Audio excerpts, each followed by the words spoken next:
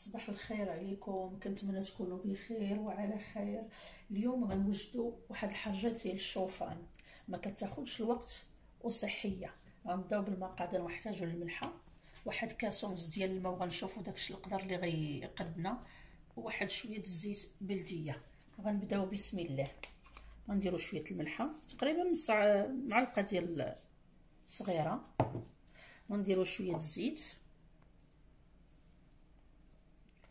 وغنبسبسوها كما كتشوفوا معايا.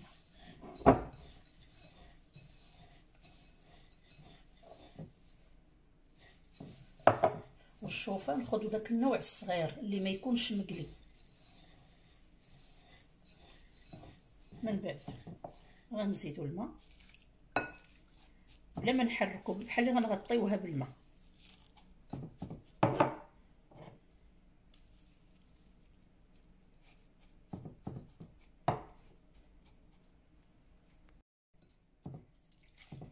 يعني 2 كيسان، الثاني كيكون ما عامرش بزاف.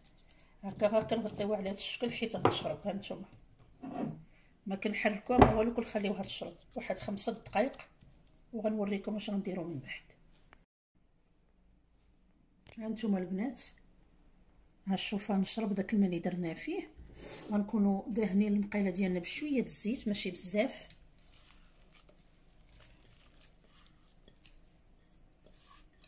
شوها شربت كاع الماء.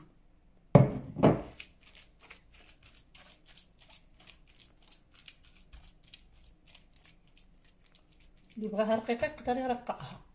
انا يعني جو بريفير تكون هكا، الانسان كتحل ليها وديري فيها اش عجبك.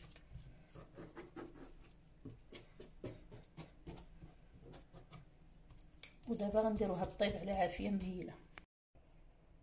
وهاد الطبق ديالنا المنظر ديالو في الاخر كيفاش كيوجد، بالصحه وبالراحه وراه صحيه. كنتمنى تجربوها.